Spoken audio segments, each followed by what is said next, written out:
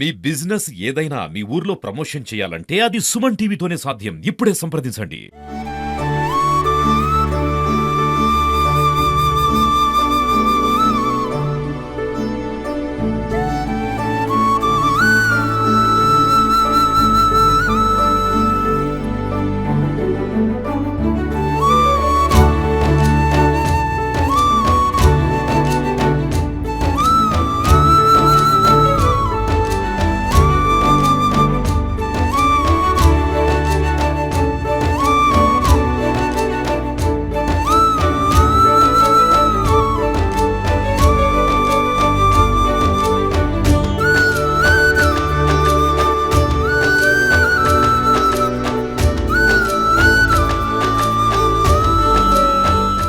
So మనం చూసుకోవచ్చండి నిజంగా ఇక్కడున్న మాకు కెమెరామ్యాన్స్ కి మాకు మాత్రం అలసట వస్తుంది కానీ ఇక్కడున్న ఆడవాళ్ళకి మాత్రం అసలు అలసట రావట్లేదు. నిజంగా ఎలా డాన్స్ చేస్తున్నారంటే ఎంతసేపటికి కూడా అది మాత్రం అయిపోవట్లేదు. సో ఆ బతుకమ్మలు అన్నిటిని కూడా చూసుకోవచ్చు మనం.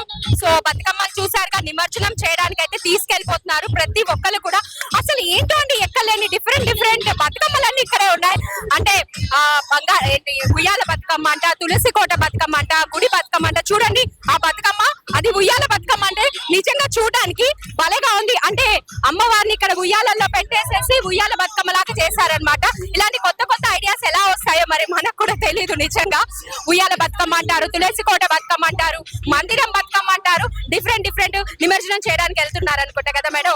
బతుకమ్మని నిమజ్జనం చేసిన తర్వాత ఆ వాటర్ ఏదైతే ఉంది ఇలా ప్లేట్ లో తీసుకొచ్చి ఇక్కడ వీళ్ళైతే పూజ చేస్తారనమాట. ఏం చేస్తున్నారండి ఇక్కడ? మేము గౌరమ్మను బోలాలు ఆడుతున్నాము. ఓకే, అంటే నిమజ్జనం అయిపోయిన తర్వాత నిమజ్జనం అయిపోయింది, గౌరమ్మను బోలాలు ఆడుతున్నాం. ఓకే, అంటే అది ఏముంది ఆ ప్లేట్ లోపల? ఏం చేస్తుంది? గౌరమ్మ ఉంది. ఓకే, సో అది తీసుకొచ్చి ఇక్కడ అందరు ముత్తేదులకు ఇస్తామన్నమాట. నైస్. ఇది కూడా ఒక సాంప్రదాయం మన బతుకమ్మలో. ఓకే, సాంప్రదాయం అన్నమాట. Okay, nice. సో మన బతుకమ్మ ఏంటంటే నిమజ్జనం తర్వాతకి ఆ ఏదైతే గౌరమ్మ ఉందో దాన్ని తీసుకొచ్చి వాళ్ళు ఇలా ఆడి అందరు ముత్తైదులకు అయితే ఇవ్వడం జరుగుతుంది. నిజంగా అంటే రకరకాల సాంప్రదాయాలు. ఒక బతుకమ్మ అంటే బతుకమ్మనే కాదు, దాంట్లో ఏంటంటే మన సాంప్రదాయాలు ఏవైతే ఉన్నాయో, మన సంస్కృతి సాంప్రదాయాలు కూడా అవైతే మనకి కనిపిస్తాయి కంటికి కట్టినట్లు. అంటే ఆ పూల అంత ఘనంగా బతుకమ్మ చేసినా కూడా ఆఖరికి నిమజ్జనం చేసేది మాత్రం వీళ్ళ చేతుల మీదగానే.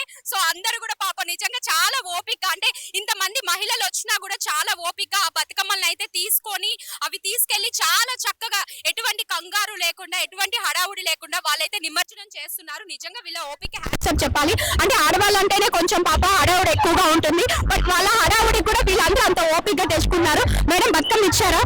సో అంత బాగా పాపం చక్కగా అలంకరించారు బతుకమ్మని, నిమజ్జనానికి ఇస్తున్నారు. ఎలా అనిపిస్తుంది అంటే ఎవరికైతే హ్యాపీ కదండి. డైలీ ఆడుతున్నారా? కంపల్సరీగా బతుకమ్మ ఆడని వాళ్ళు ఎవరుంటారు? అసలు ఇవాళ 9వ రోజు ఇక్కడ నిమజ్జనం.